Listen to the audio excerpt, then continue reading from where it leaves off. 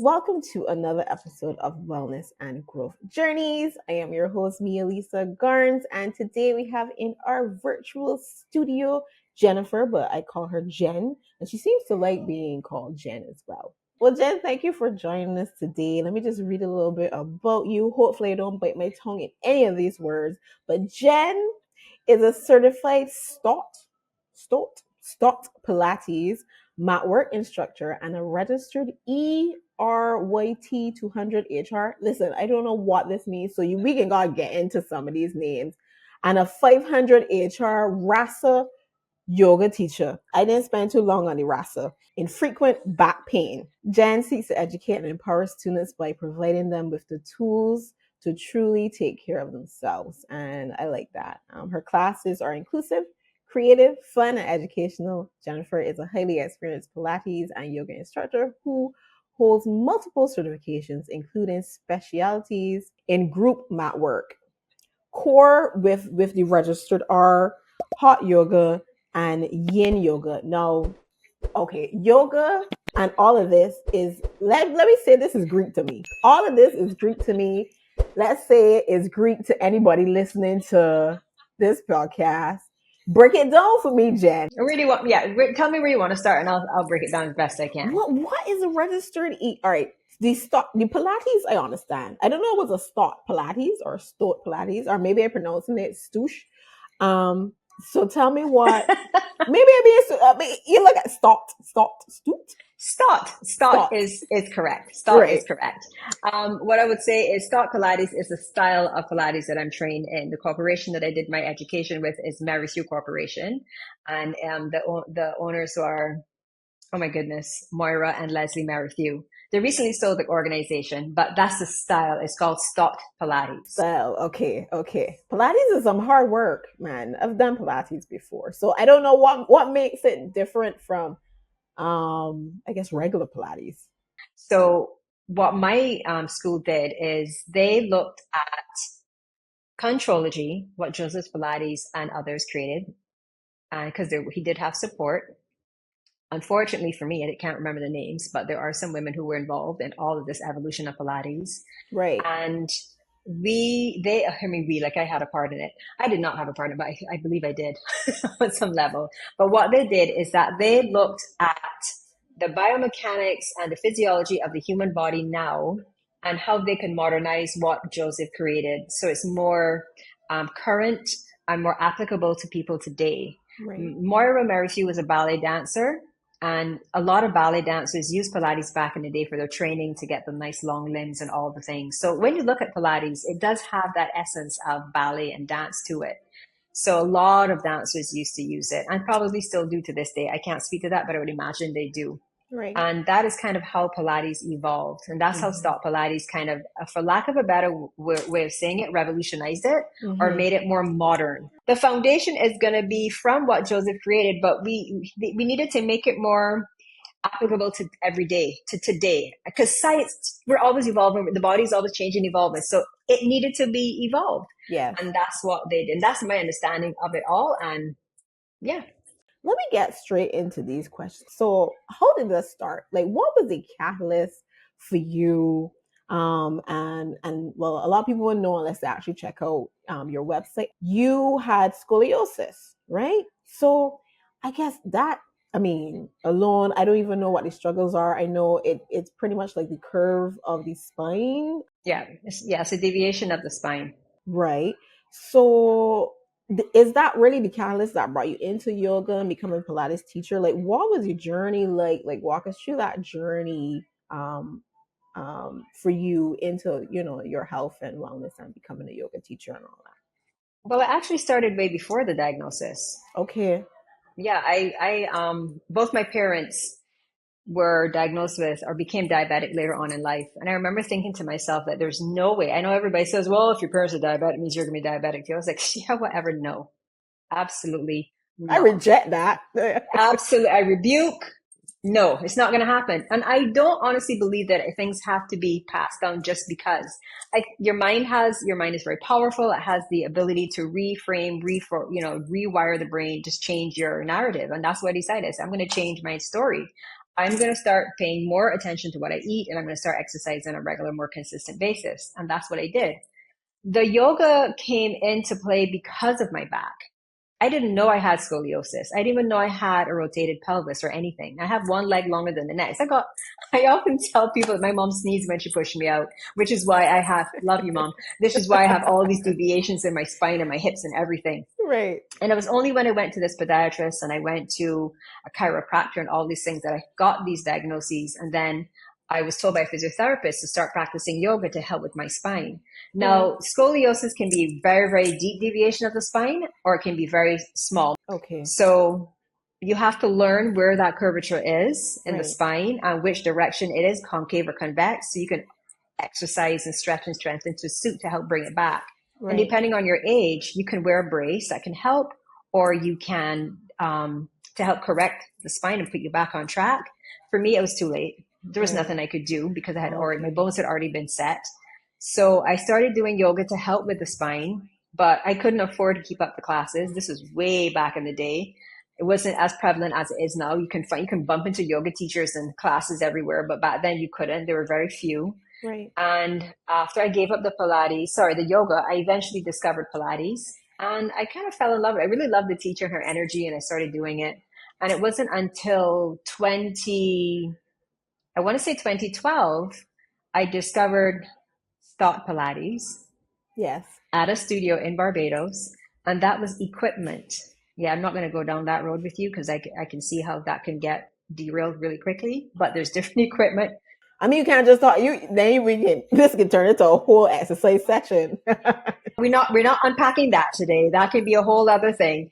But there's different equipment, and I really enjoyed it. And I found myself really drawn to wanting to help those in the class that weren't as, they didn't quite get it, and I just naturally wanted to help. So it helped me a lot. And that's what encouraged me to train to become a Pilates teacher, was that desire to help and how much it helped me. So with strength training, because I never stopped doing that, stretching, and with Pilates, I really did help to strengthen my spine. And from what the orthopedic surgeon told me on my last X-ray years ago, there was no curve. Oh, wonderful. The scoliosis was gone. However, I do have a bit more kyphosis. Now, kyphosis is the shape of your thoracic spine, the mid upper back. Mm-hmm. Let's say this is what the thoracic spine shape should be. Mine is a bit more like this. It's a bit more. Okay. So that's what I was left with. And I can bear with that, because what I was experiencing prior was way worse than what I experience now. So you were experiencing pain as well? Yeah, I had a lot of back pain. I couldn't sit for very long periods of time. Okay. I couldn't stand and do certain chores like sweeping and mopping or anything like that. It became very painful. Yeah. One of the ways I always used to describe it is it felt like if there was a vice squeezing my spine. It was really, really, really uncomfortable. But yeah, I mean, I still get back pain from time to time, but it's nothing like what I used to experience before. And I honestly deeply credit yoga, Pilates, and strength training. And I fuse all three of those modalities together in all of my classes and offerings. What made you go to a chiropractor? Was it the pain? Were you saying, But that was all of what they were telling me to do, because I had to wear an insert in my shoe to level out my hips and pelvis, and I guess to see if it could help alleviate the back pain, loosening up the joints above and below the shoulders, the neck, the hips, realigning that to see if it could bring more. Because if your hips are out of alignment and stuff like that, it will impact your spine. Right. Everything is connected. And I went a couple times, and that felt like I got hit by a bus. So I didn't go back to the chiropractor too often. I tried to get massages in between.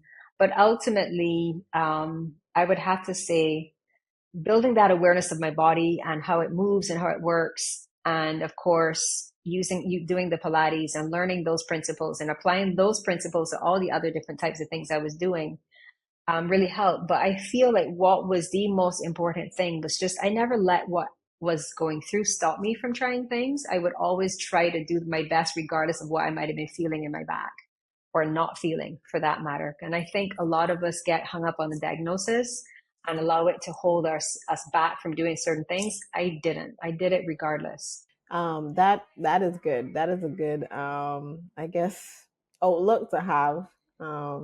Because some of us would probably just stay miserable in our, I guess the pain, and maybe try to do like maybe some sort of home remedies or something like that to to kind of deal with it, right? Or medicate. Medication is something that is thrown a lot at stuff. And I don't think, for me, that's the absolute last resort. I agree. Because I don't want to live medicated. I want to be able to manage this on my own without needing medication. If it got to a point where I'm not crying medication down, I mean, if people need it, they need it.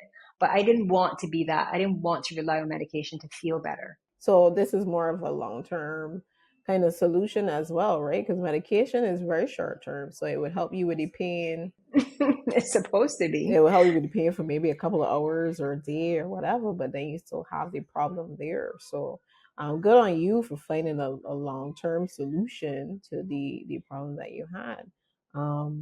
That's actually really good.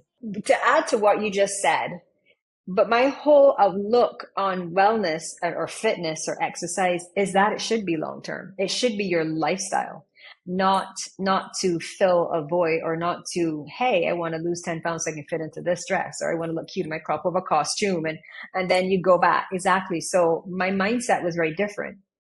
Yes, what got it all going was the fact that I was rebuking my my my genetic inheritance, and I still do strongly. But I if I did not continue doing what I was doing, I'm not really sure where I would be right now as Yeah. relates to my spine. Yeah, that's great. So you have to change the mindset. I know that you say that, right? And I remember when I used to go to the gym, when it come around there to like July, the gym used to be packed down, and it used to annoy me so much because I was like, I know that I ain't get you next month. I knew it because, like you say, we have like this kind of goal, and I mean, I don't want point fingers because I was guilty of that as well. Like once you reach that goal, like you're done. Why going to the gym for? Why sweating on myself for? Why starving out myself? Because we have this kind of thing about you gotta eat salad and you gotta eat bush. Maybe you gotta eat bush and you gotta exercise every day, and then you can get down to the weight that you want, and then for whatever event or occasion that you want it for, and then slowly but surely you start to go back in like your bad habits and that kind of stuff. Okay, Jen. So your approach, to wellness emphasizes a fun and rewarding experience, and that's why I like to, because the mindset that we have when it comes to diet and exercise, or that's what I guess that's the buzzwords: diet and exercise, or getting fit, getting healthy, right? Mm-hmm. You already start to think cheese on bread. I gotta spend like an hour in the gym. I gotta lift weights. I gotta do these things that I can dread. Like like this is dread kind of come over you. So can you explain how you incorporate fun and rewarding experience? What was the question? Yeah, into your classes to just to ensure or to make sure that it's beneficial for your clients and that kind of thing. How do we make exercise fun, or how do you make exercise fun? Some of us are going to be diehards. They're going to show up. They're going to do what they have to do regardless. Some of us are going to only start to do something because the doctor said so. Yes. Regardless of whatever reason or whatever has got you to beginning this exercise journey, at least start with something that you really enjoy. You said you like just dance, and you're wondering if it's really benefiting you in any way, shape, or form. But if you stop and look at the position that you're putting your body in, how you're holding yourself up, you are working your muscles. You are sweating. It's like cardio. You're in a squat position. You're working your legs. Mm-hmm. Your abs have to help you stabilize to keep your body upright. Depending on how you're moving, you're rotating. You are getting exercise. And I honestly believe as long as you're moving your body, you're connected to your breath, you're connected to your body, and you're enjoying what you're doing, that's a start. I'll take it. Yeah. You can then decide to take it further and do something a bit more concentrated and specific. But if you choose to dance for the rest of your life, people do that for a living. It's true. It's true. And they're in great shape. So I say start where you are and see what can happen. For me, I can be very quirky. Mm-hmm. I think I have a great sense of humor. And I really don't want anybody to think that they have to be this stoic, regimented type like person when they come into my class. Have fun. Be who you are. Try. Just relax. It's not that serious. We're just trying to work out here. So I really want people to just relax and be themselves and don't think that they have to achieve anything and it has to be perfect. It has to look a certain way. It doesn't have to look anything like me. I hope it doesn't, because I contort my body to suit what I've got going on. I want you to just show up as yourself and let's see what's possible. Yeah. So yeah, I try to cultivate an environment where we just relax. And I make fun of people. I make fun of myself. We have fun making fun of each other, laughing at each other. And I'm very intuitive and I can tell when they're like trying to figure stuff out. And I'm like, I can see the cogs in your brain going. They're like, how do you know? I said, I can see it all over your face. And those are the sort of things I say in my class. Like I'm like, why are your eyebrows all the way up by your hairline? Are you okay? Like those are the sort of things I do. And I know they're struggling because it's flipping hard. So that's how we I mean, it's not always possible in a yoga class, but I do drop some jokes and stuff like that. And it's not for everyone. Some people are really serious and that's okay. I don't expect everyone to resonate with my style or even me. Yeah. Because that's just natural, we don't gel. Everything's energy, and energetically, I might not be someone's cup of tea, which is fine, and vice versa, right? Not every client I necessarily will want to work with either, and it has a lot to do more so with their mindset and the energy they're going to bring to the fold. Right. But that's how I do, and then the reward comes from the fact that you did not allow what your preconceived ideas were about what your capabilities are stop you from even trying. Oftentimes I've had people in my classes, whether it was Pilates or yoga or fusion, where they don't think they see me demo something like, there's no way I can do that. I'm like, how do you know? Have you tried? Let's see what's possible. And often they try it and they're like, oh, okay. They did it. And even if it didn't look anything like what I showed them, or if it didn't look anything like what they saw on Instagram, they're still experiencing it because they've done it to the best of their ability that their bodies could achieve. And that's what I want people to recognize. Your body, my body, if we can go into the same shape and it's not going to look the same because our bodies are different. But that does not mean there's anything wrong with what you're doing. As long as you're feeling the stretch where you're supposed to feel the stretch, you may feel it other places too, but let's face it, you're not going to be tight in the same areas that I am. So you may feel a bit more, I might feel a bit less, or vice versa, depending. Just try and give yourself a pat on the back for having even shown up and given it a try. Agreed. Yeah, so that's where I come from. And that's why I try to impart in people when they come to my classes. Check your preconceived notions at the door and let's see what can happen. Let's explore. Before you discount yourself, try.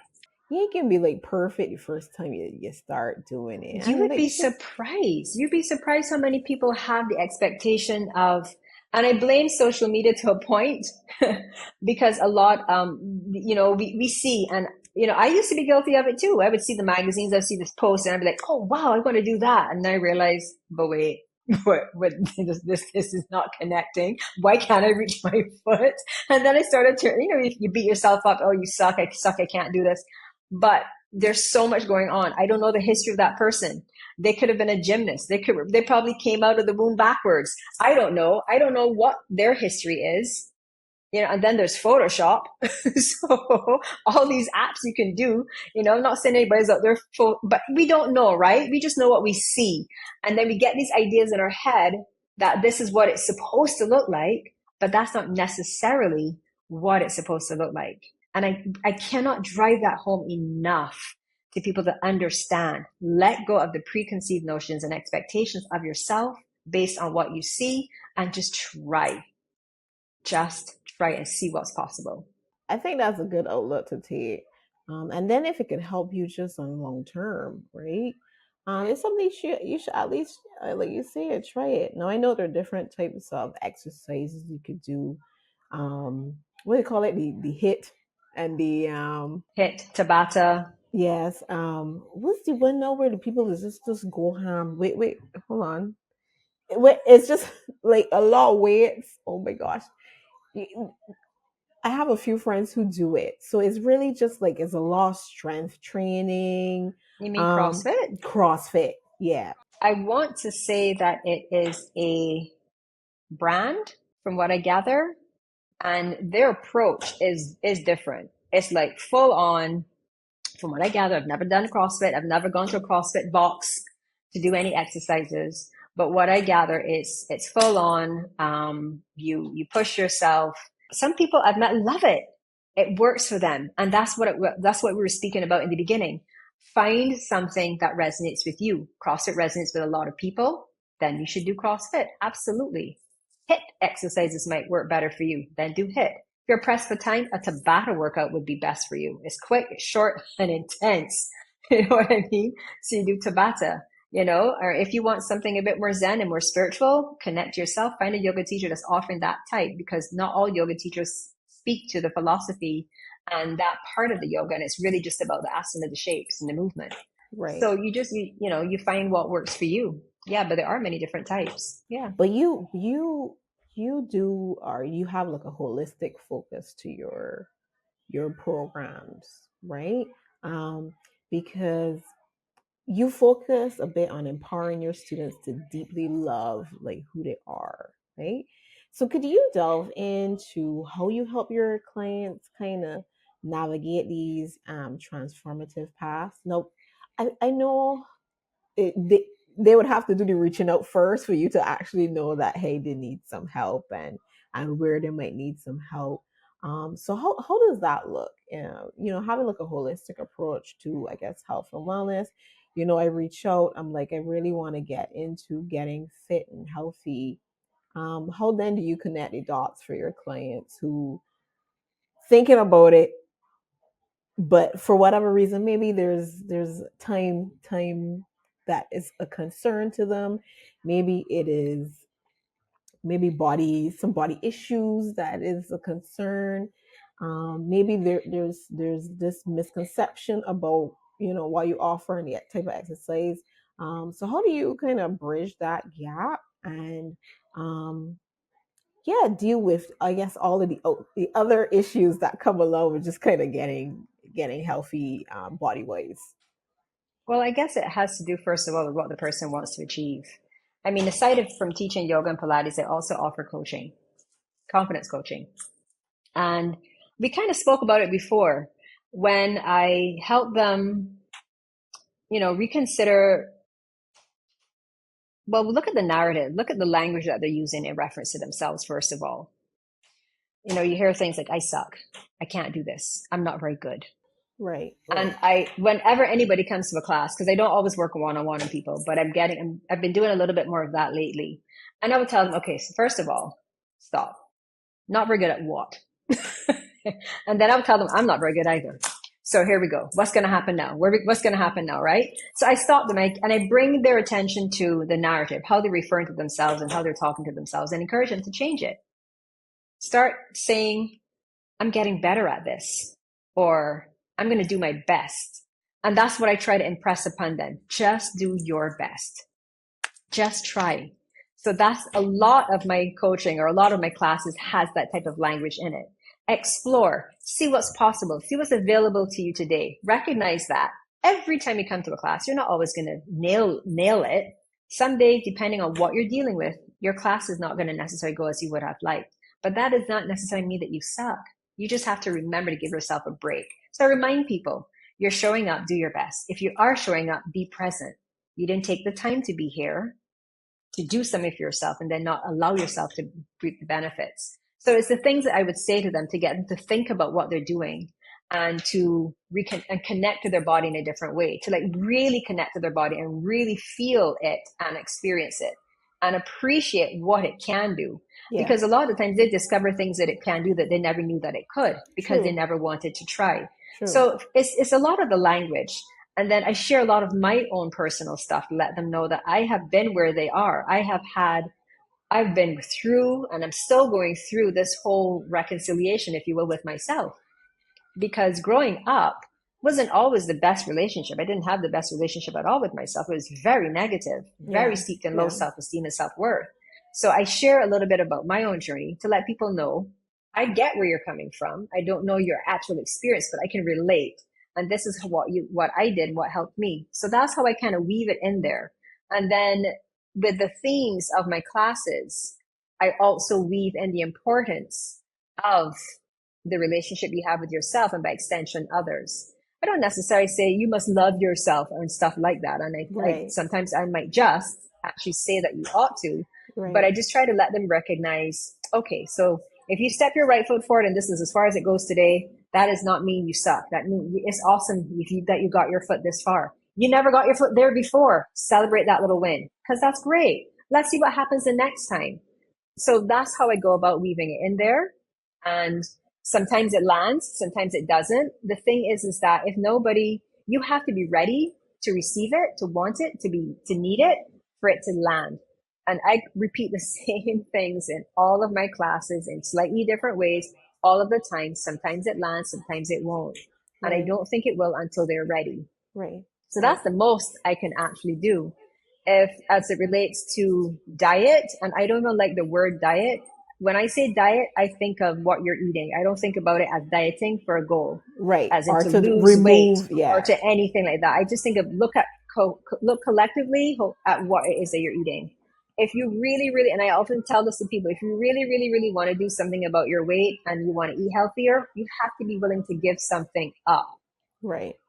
I don't mean you necessarily have to give it up all forever, but you have to consider changing some things. And until you are ready to, there's no point. You're not going to be successful. Yeah. So they put in the sauce on the Sahali and You might need to stop that for a month, but doesn't mean you can never enjoy putting the sauce you hear again. that? Hear that, ladies? It's not. It doesn't mean never.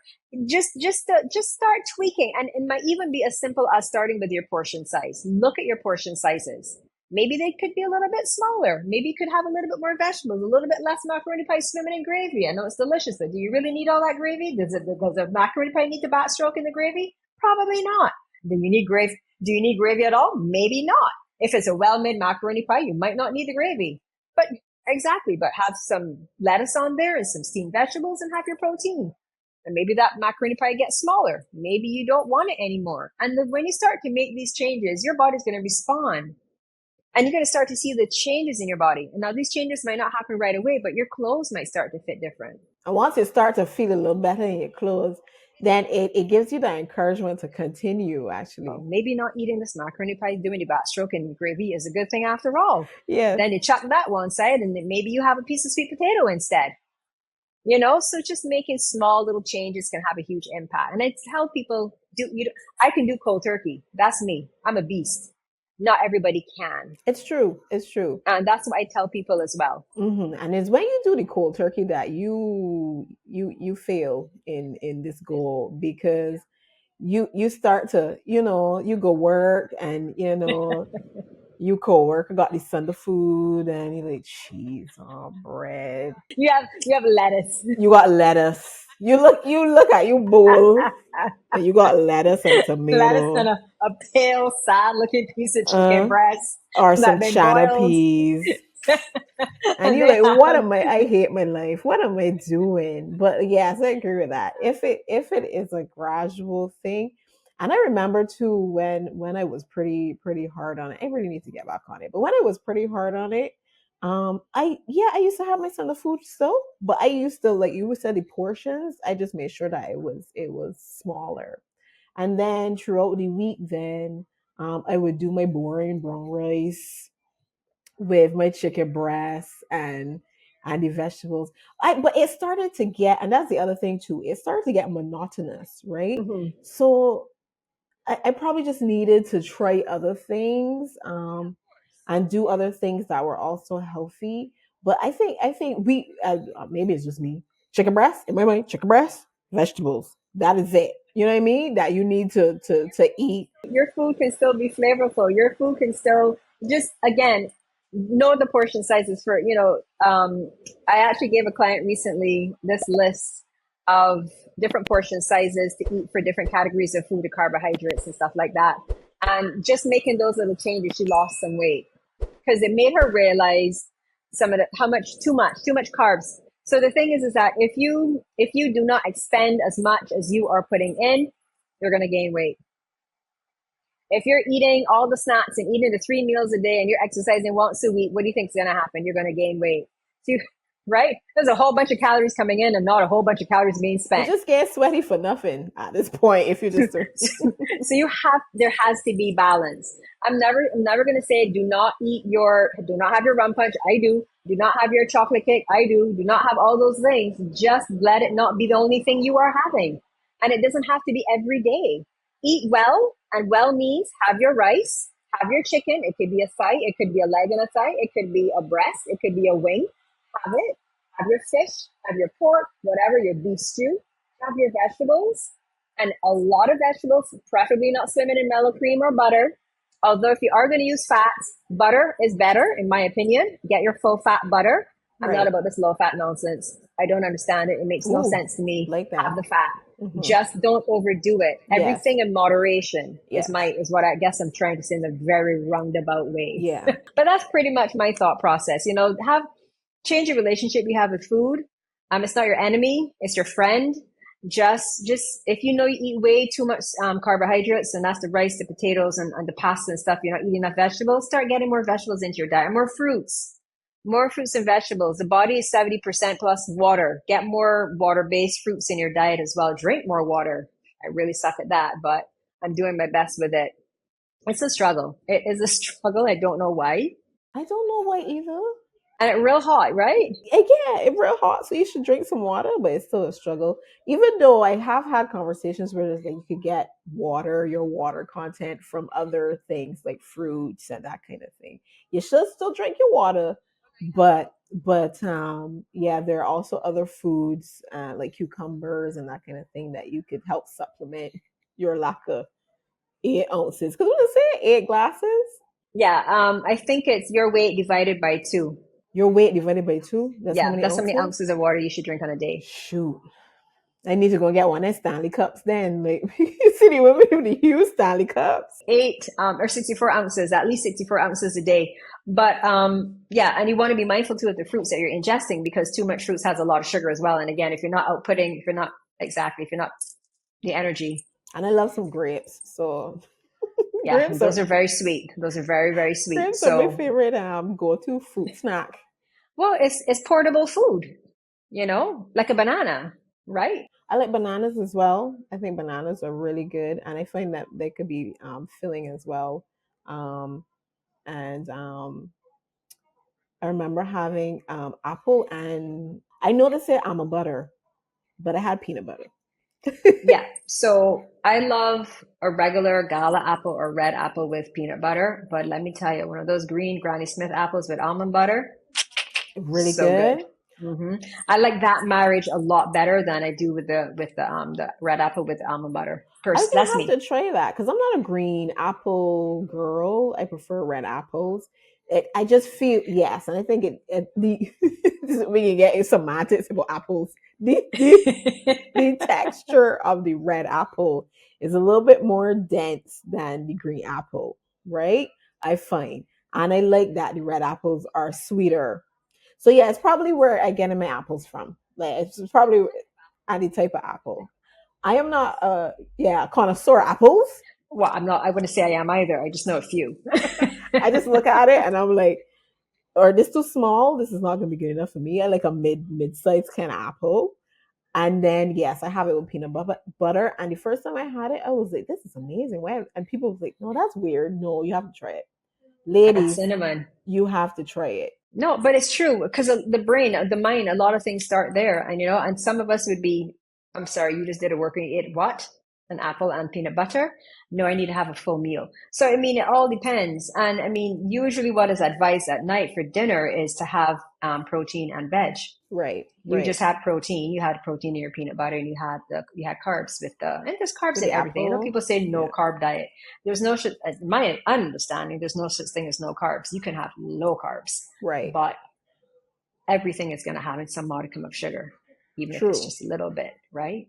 But yeah, I mean, at the end of the day, whether it is a fitness routine or a regimen or whatever you're starting, or you're looking at what you eat as it relates to your diet, what it's comprised of, you have to approach it from a way that will work with you or that you can work with so that you can be successful. And if it Agreed. just means you're going to cycle in more lettuce into your diet for a month, then that's what you do. If it means you're going to Yeah, eat a little bit less or don't have macaroni pie and rice, you just have one or the other. You just start small, because at the end of the day, I do want you to be successful. I don't want you to give up on yourself, but you have to be ready. I just completed an interview with this magazine called Brains. They asked me to be one of their contributors, and one of the questions was about what's required to work with me. And I said, well, you have to first of all know what you want and be prepared to do the work. I can guide you, but I can't do it for you, yeah. Point you blank. know? So you Yes. have to be ready to do the work. Yeah. Otherwise, there's no point. You're not Yeah. going to be successful because you're not really ready. Well, my listeners, I guess, very varied, but the show really is for women 35 and up, right? In your experience dealing with the clients that come to you, right? What are the particular challenges that they face? Is it like back issues that they come to you to help, or is it like, I guess, midlife changes where it's more difficult to lose weight now, so I need to try a specific particular exercise? Like, what is the general or maybe consensus of the issues that your clients have when they come to you and say, Jen, I need you to help me out with this? Bam, bam, bam.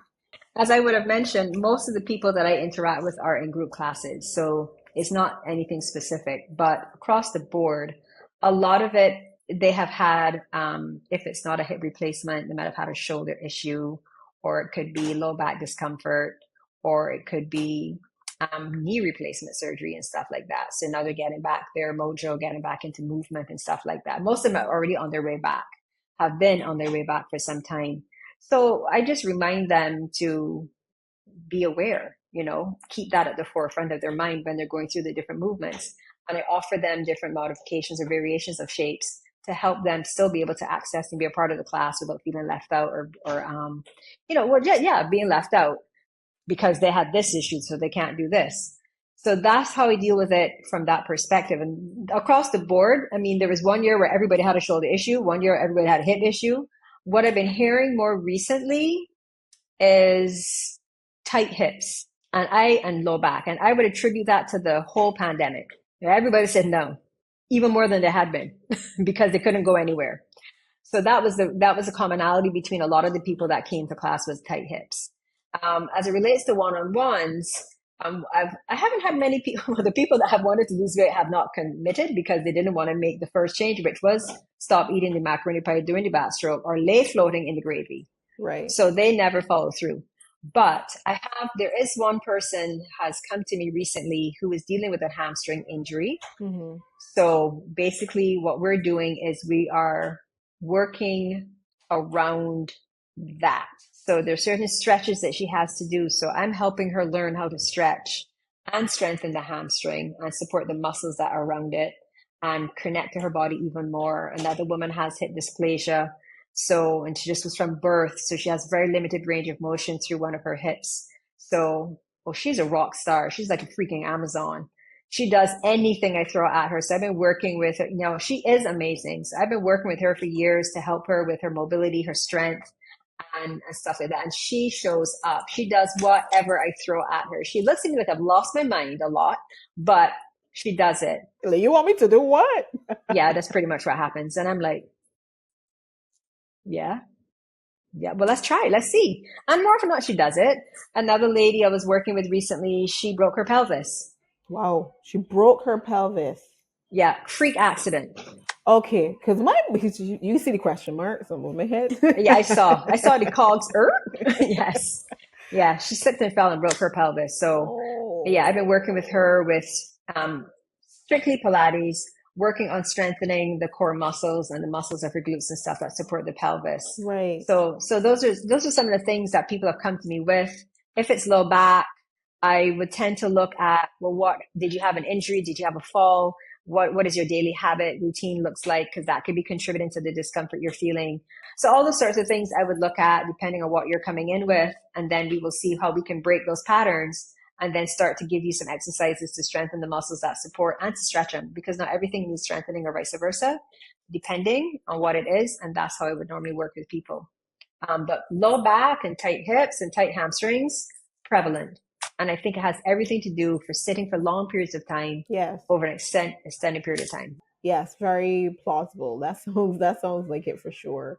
Yeah, no, because standing, I mean, sitting, they equate sitting nowadays with as a new cancer. Right. And there are a lot of, I just wrote an article about posture. Right. It's like you're watching my socials. So just to speak on the whole being very blessed in the chest area, I can't relate. I am blessed, but I'm not overly blessed in that area. but I can relate to the soreness and the tendons that can come with the menstrual cycle. And this is what I'm talking about, having that awareness. There are some exercises that are going to be super difficult for someone to do that's has a bigger chest than others. For example, there's a girl that comes to class, or a woman that comes to class here for Pilates, and there was a particular exercise we were going through, and she just could not do it because of her chest. So I had to find another way, because I didn't even clue in, to be honest with you, even looking at her, that her chest was the challenge. She was already in spinal extension to a degree because of the size of her chest. Me, on the other hand, I'm not, because of the size of my chest. So I had to find a way to give her access to this exercise without compromising or taking into consideration the size of her chest. I would say, and it might not be the best thing, and I can't speak to this, you'll have to tell me if this would help you, wearing a sports bra rather than your regular bra. The regular bra doesn't give you proper support at that time of the cycle. So it kind of, because if it's hurting, you're going to want to probably slouch. Yes, yes. And that's the worst thing you can do for your posture, is to slouch. So if you can wear something that help keep you more upright and keep the girls more lifted, maybe they won't feel as heavy, if that makes sense. It's great that you are mindful of how you're placing your hands and your forms and everything when you're sitting at your desk. But if you're not standing up frequently and stretching, it doesn't matter how well your arms, in my opinion, whether you have that 90-degree angle from shoulder to elbow to wrist or not. When you are sitting at your desk for extended period of times, what's happening to your body is, if you don't mind me going down this path, what happens over time is the front side of the body becomes quite compressed.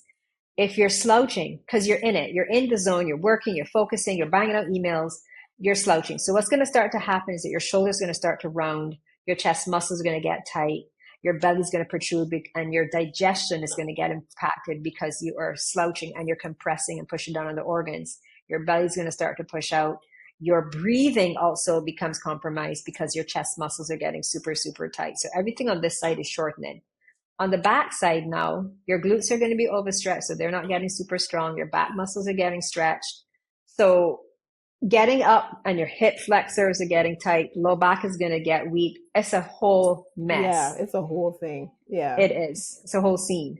So standing up throughout the day, taking a short walk, doing a little stretch or two at the desk, just breaking up the monotony, getting that stagnant energy moving because it's pooling from where you're sitting. Haven't you ever noticed you get swivel chair butt?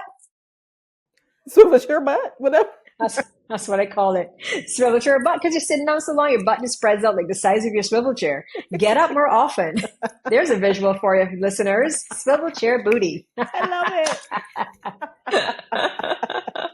But yeah, no, standing up more often. Like if you have a smartwatch or a phone, just set it to remind you, stand up. And when you stand up, go get a glass of water.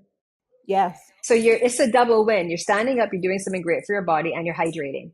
I used to do that, but then I used to stop at my coworker's desk and harass her for like 5 minutes before I go back to my desk. But at least you got up. Yeah, which was important. You got up. That's helpful, and hopefully helpful to the listeners as well, especially those who have desk jobs. And we've heard about it too, right? But we tend to I'm too busy. I mean, just stand up. We have a choice. Continue sitting and let all those things go absolutely wrong, and then have to be medicated, maybe even I'm just going to paint the worst case scenario, and I don't even know if any of this is true. Might have to have an operation. You never know. You know what I mean? You got acid reflux. You got all these issues because you can't breathe properly. Just get up. Just stand up. Don't wait for it to become chronic. And then you have to be medicated. Then you have to get therapy and all the things, because you don't want that. Now, from your extensive experience over the years, right? I know we probably touched on this earlier, but for those ladies who are like, how do I go about? I got work, I got family, especially as we're older, we got more responsibilities, and that kind of thing. Responsibilities pack on as opposed to, drop off, right? Unless your kids are big and that kind of thing. Now, what advice would you give to individuals about maintaining and balancing a healthy life and, just like living life to the fullest through fitness and wellness practices? What advice would you give? Well, I guess you have to put yourself first somehow. find a way. And it could look like the first thing in the morning when you get up, you take a few minutes for yourself. That could be getting out of bed, going to maybe, I don't know if you have a patio or somewhere in the house before anybody else gets up. It might put a little bit more stress on you in the beginning to set that new routine up. But if you can wake up at least a half an hour before the entire household does and take a few moments to just sit with yourself and focus on your breathing, get your mindset ready for the day, that is going to do a world of good. Don't look at your phone. Get your alarm or whatever you need to wake you up and just take a few moments to center yourself and set your intention for the day. That's one thing you can do right away and it brings, when you can wake up and practice that moment of self-care and gratitude, just be grateful, it kind of sets you up for the rest of your day. However else anything goes, you are grounded because you started out that way in the morning. As it relates to eating well, meal prep is important. And I know that might not always be possible because if you do have kids, I don't like this and I don't like that and I don't like this and I don't like that. And you might feel that you have to prepare something different for everybody. So that might feel a little bit stressful. Of course. So everybody's never eating the same thing. I'm a strong believer in that. We in this together, okay? Because you don't want to have to be, at the very least, hubby should support you. And the very least, you're cooking the same thing for you and hubby, and maybe the same thing for the two kids. Doesn't matter if Bob and Shirley don't like the same thing, you can figure it out. Because mommy not cooking for 1,100 different things. You know what I mean? But I can't speak to kids, I don't have any.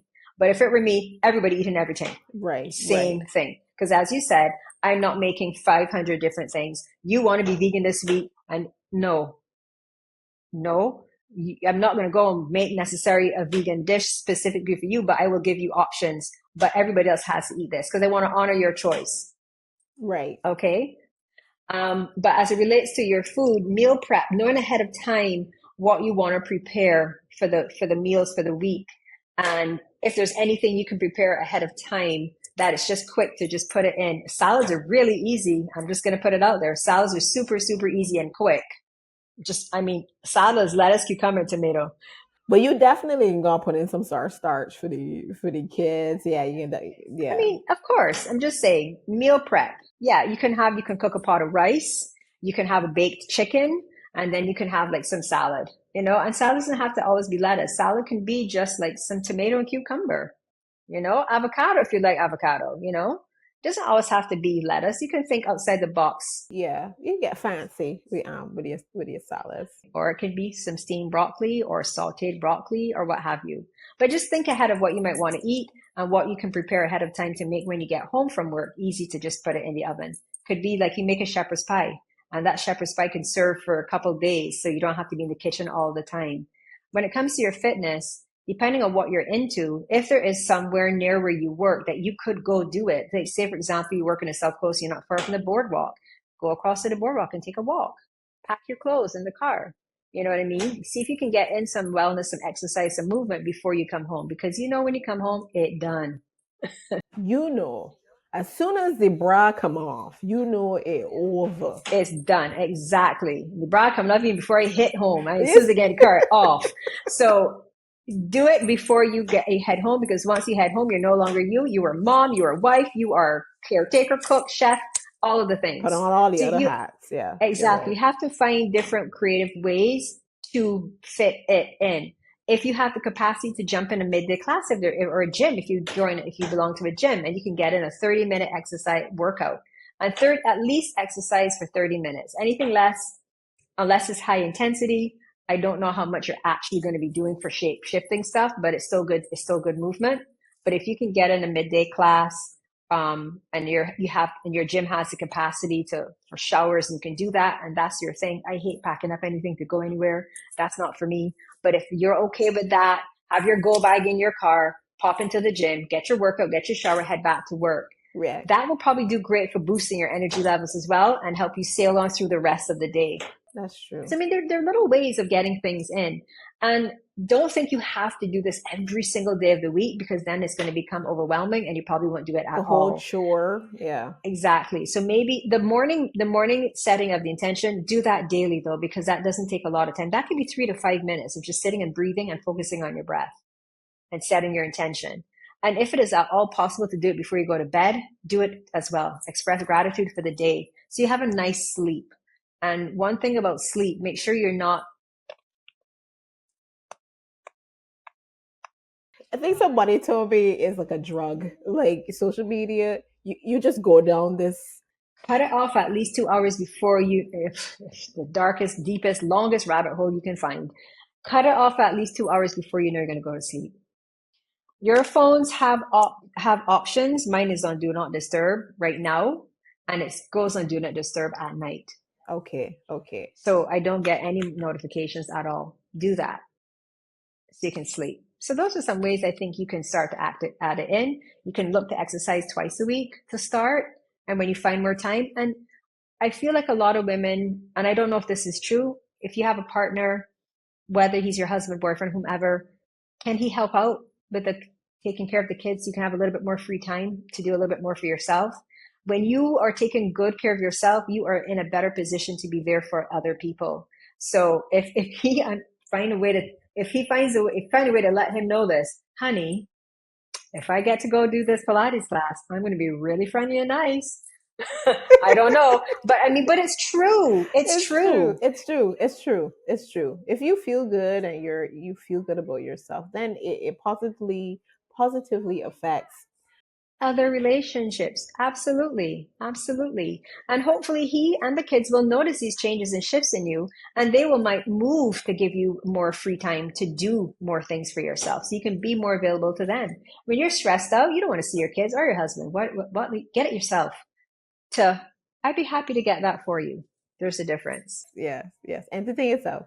Or, yeah, let's play, I don't know, this game for 5-10 minutes. Yeah, exactly.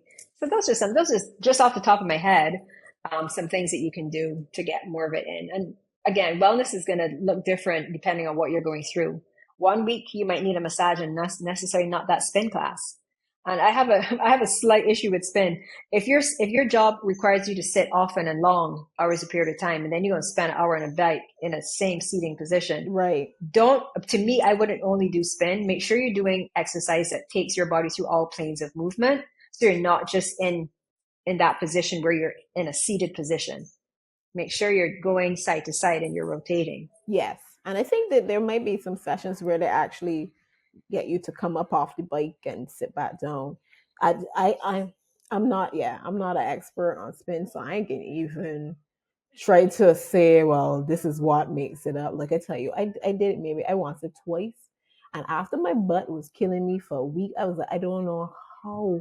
But here's the thing, right? This is here's the thing. So when I went with a friend of mine, and like, so the people who do this regular, I see they come in with like butt pads, and I swear this is a whole thing. I wasn't ready. It is. No, you weren't. You have one for your bike, your seat on the bike, and you can wear padded pants as well. I wasn't ready. So clearly I can get like the brunt of it because I didn't know that you needed, that you would need this. And I didn't know the effect. In my mind, you're just riding a bicycle, right? Yes, you can work. I just expected to work my legs. I didn't know that my butt would be paying for. But look at the butt though. Where the padding is on your butt, you don't actually sit on. That's true. So I was welcoming the parts where we get up off the bike because I was like, I feel like I just slamming my butt. You know what? Let me go. Yeah, let's. Yeah, I feel these spin. People get come for me in the comments. So let me. That's the best exercise. Not knocking spinning. All we're saying is be prepared if you're going to go do a spin class. I mean, your first class, you're not going to invest in the seat cover and the padded pants to do your first spin class. I wish somebody had told me that though. Like, hey, if you want to do this, your butt might hurt after, so you might want to get like a pad. And I mean, it's not an expensive thing. I see people have towels and stuff that they come and they just kind of wrap up the seat with. So if you want to try spin, ladies, just know you got to go prepared. Don't let it be your only form of exercise. That's the whole point of this butt discussion. Make sure you're taking your body through other planes of movement, doing something else. Not only is it good for the body, but it's also good for the brain to learn to move in different ways. Your brain and your body gets accustomed and it takes you into the positions that you do all the time easily and quickly. So it's good to mix it up and keep it guessing. Agreed. No, before we wrap up, I have to get my marketing questions because that is what I do. I'm in marketing and I like to know, like, I guess like maybe my own for my own research, because I do serve health and wellness practices of any kind. Once you focus on women, you're like a women centered health and wellness practice. That is where I'm at, right? So I do like to get idea of like how do people find you, what marketing strategies, if any, work for you, and getting people, reach out to you. A lot of the people that I've ended up working with, and because I have steady or permanent teaching gigs at certain locations, Right. and a lot of it had to do with who I know.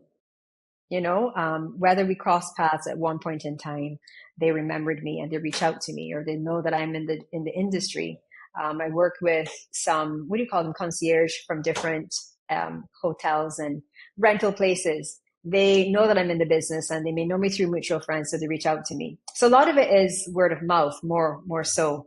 But I am active on Instagram. I have gotten some clients through Instagram and Facebook, but and even through my website, actually, I've had Which some is good. people. Which is good. I don't find that Yeah, Barbadians are website people for some reason. We like an Instagram. I think we like to do our research on like an Instagram mainly, yeah, like and Facebook and as Facebook. their websites. Yes, as opposed to website. So that's good that you're getting some traction on your website. I have had recently, and some people even tag me in posts on Facebook where someone is inquiring about, well, actually, one of the clients I was working with recently, someone tagged my name in a comment on Facebook, and she had reached out to me through my website. And I've been working with her for the past couple of weeks. So it kind of varies. I can't say there is one more so than the other, but I do believe that word of mouth is the best because I think there's more trust value in that because the person that's going to refer you, I've experienced working with her or she has helped me directly. She's very professional, whatever the case may be. Check her out. And I value that a lot, to be honest with you. But I don't have a marketing strategy. But I guess another thing apart from the people who are recommended, who recommend you, right, is we like to do our research into anything before we make any commitment of any kind. So yeah, once you keep putting out that content out there, and especially if you speak to solutions for specific ailments, um, that's really just key, because we as women, and I know you could attest to this, we just want to know that somebody could fix a problem or help me fix a problem that we are currently experiencing, right? And so once you keep putting out the content out there that speaks to these specific things and specific challenges that we face or that we are facing, you can get the people who are for you or who drawn to you or who really want your services and your help.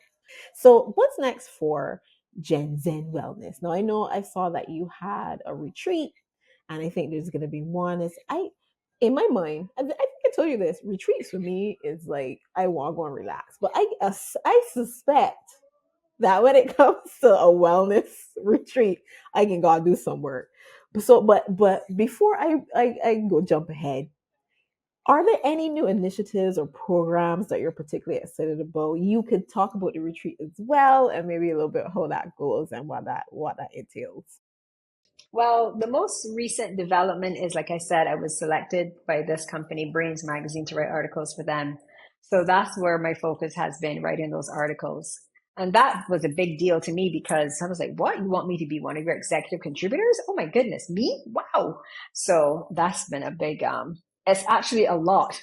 It's like, you're knowledgeable, you have expertise, but when it comes to translating that onto, I almost said paper, it's like, oh, I don't know. I don't know. You kind of suddenly feel you don't know anything. But that's that. So I'm doing that. I'm glad you mentioned the retreat. I was planning on having one this year, but I decided to postpone it to next year. Um, and yes, you will have to do work because the retreat is Right. not just for you to come and sit down and put your feet up.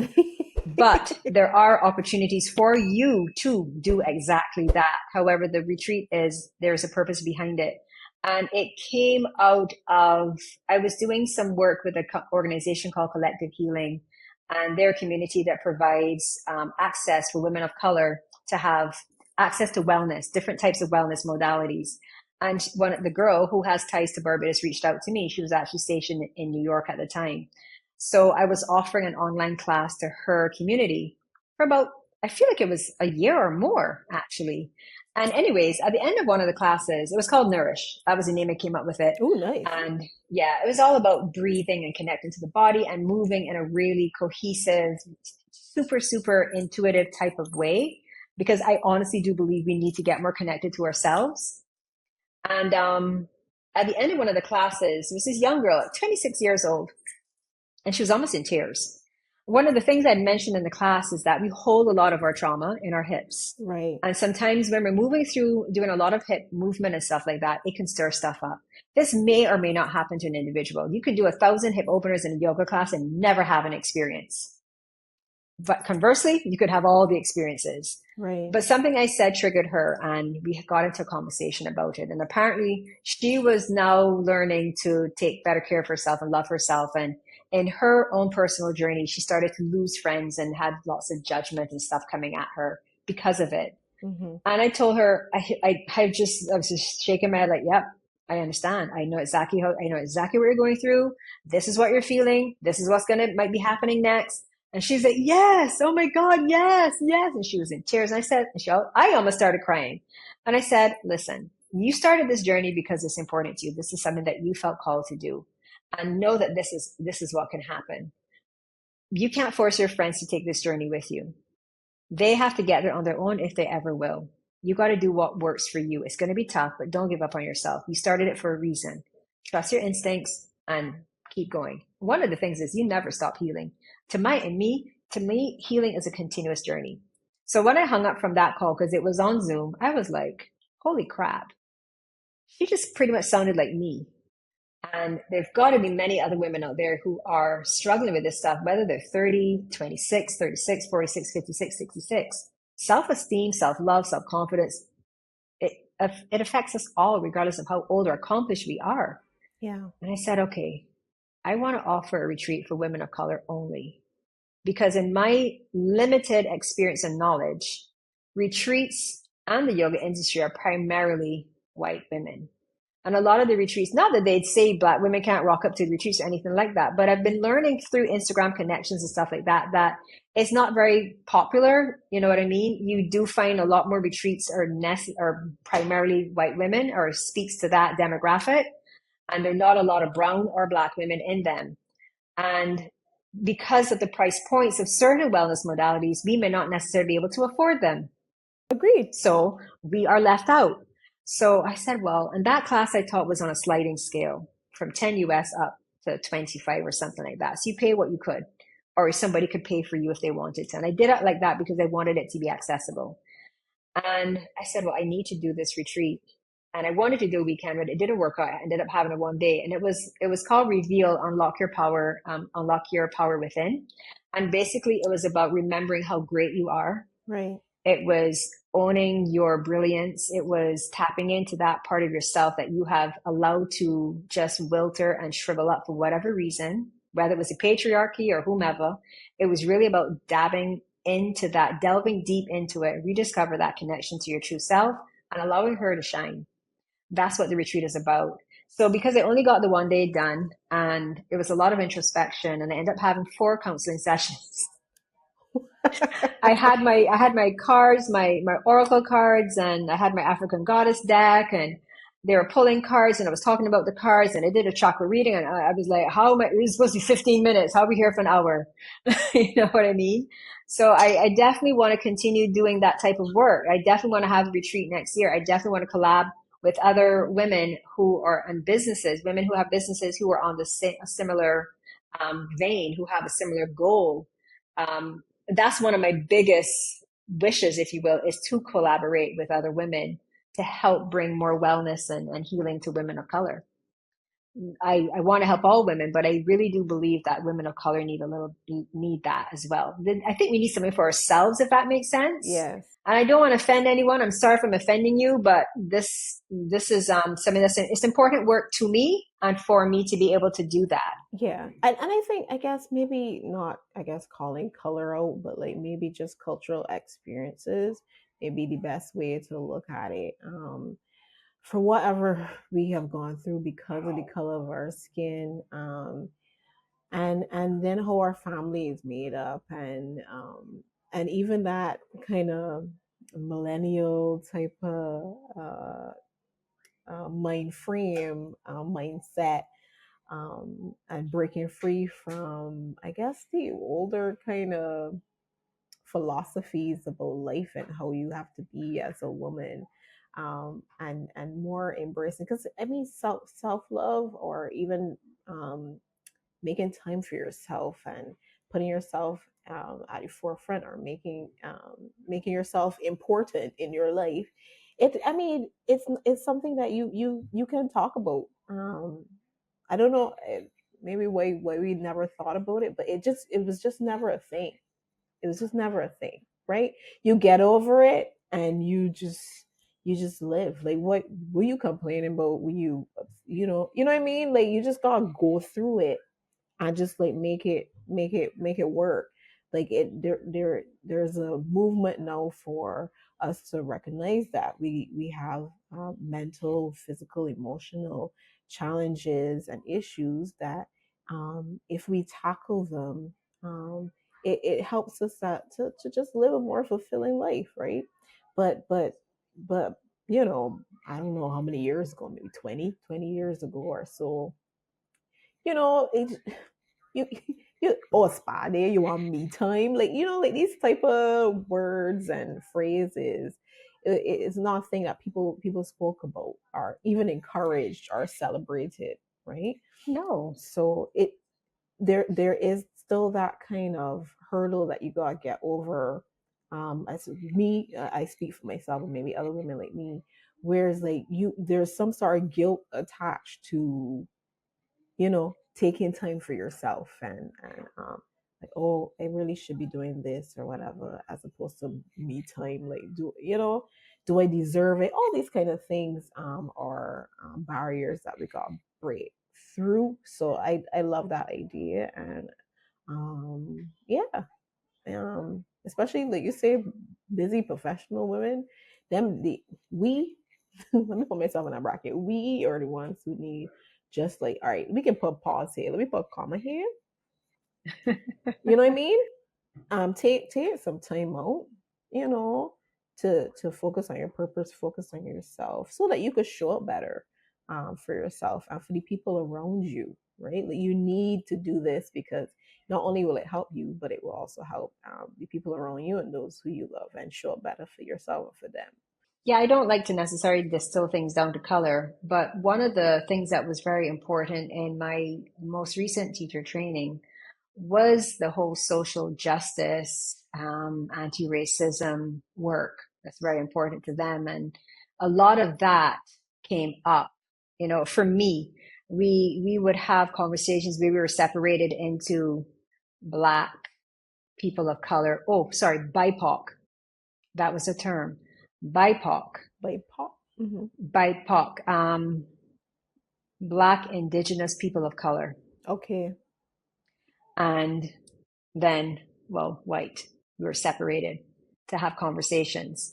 And the reason why that was done was so that you could feel more comfortable to express yourself. Right. So, having experienced it, and then having seen where I fall as a Black woman on the wheel of success and power and stuff, it was actually really heartbreaking for me, to be honest with you. It really was. And I guess having been through that and having to take a step back and look at my life, and not even realizing how much of it I had lived in response to racism. Not that I was openly subjected to it, but I was living in response to avoid it, if that makes sense. Trying not to put myself in a position where I would have been openly subjected to. I'm not saying that people rampantly run around being racist in Barbados. I'm not saying that. But I realized I was responding to it in that way. And I think that, and then having been reached out to by this woman to do this work, it just made me realize the importance for women of color to feel safe, to be themselves. And that's where this is coming from. It's not to women, all women, regardless of race, gender, whatever, need uplifting, but we need to feel safe to be ourselves, not to be asked if I can touch your hair. That's happened to me. And it was at this place, and this woman asked me if she could touch my hair, and I struggled with, if I tell this woman she can touch my hair, it doesn't make me feel good. But if I tell this woman no, she might get pissed off, go and complain about me, and I could lose my job. That's how I rationalize that scenario. Wow. So those are the sort of things that would happen to me and have happened to me. I let her touch my hair, I believe, because I remember feeling really crappy about it, but I didn't let her like play up in it. But I didn't want her to do that because I'm not a pet, not an animal. So these are the sort of things, these are the reasons that have gotten me to where I am. Right. Also, of course, heavily being influenced by the experience I had with that young lady and what she was going through. So it's not a deliberate action to rule out a particular race. It's just to provide a safe spaces, or brave spaces, because I can't guarantee anyone's safety, brave spaces for women of color to come together and be free to express themselves without fear. Right. Of judgment or what have you. You know what I mean? So that's what it's really about. It's like a sisterhood. That's what the retreat is about. Yeah. I just wanted to clarify that, because we all need love. We all need upliftment regardless, but some of us need a little bit more because we got to work a little bit harder. Agreed. A little bit harder. So we need a little bit more nurturing. We're going to wait for this wellness retreat. For our listeners, you could find Jen on LinkedIn. Is it what you have, Jen Zen on your LinkedIn? Yeah, Jennifer Jones, Jen Zen Wellness. Yeah. If you could share your hand. I do know the website is jenzenwellness.com. That is correct. And there you should be able to find all the social media handles and how to get in connection with you. Jen, it has been an amazing conversation. I felt like we just touched so many different topics within this, which was really good. I feel like what occupational therapy, physical therapy, we did a little bit of that. Everything was in there. It really was. Diet, exercise. We do a little bit of marketing, even though, yeah. I want help. I do. I absolutely want help. That is why I'm here. That is why I'm here. Yes. I can help you and you can help me. I'm open to barter. I think bartering is a lost art. I love that. It really is. It really truly is. True. I'm just saying. Yeah, we still have to eat and go to Massey and cost you less and all the things, but we ain't giving them rapping. We ain't rapping them. We are pushing them. I'm not high low. Popular. We said yes. popular. Yeah. Popular. Yes, we still need to go to Popular and buy our groceries and stuff, but so we need the money. Of course, we need the money coming in, but I feel like we can do money exchange and a barter to some degree. You know what I mean? I think it's energy, and I think that could work to some degree. I don't know. All depends on what you value, I guess. That's true. Well, thank you, Jen.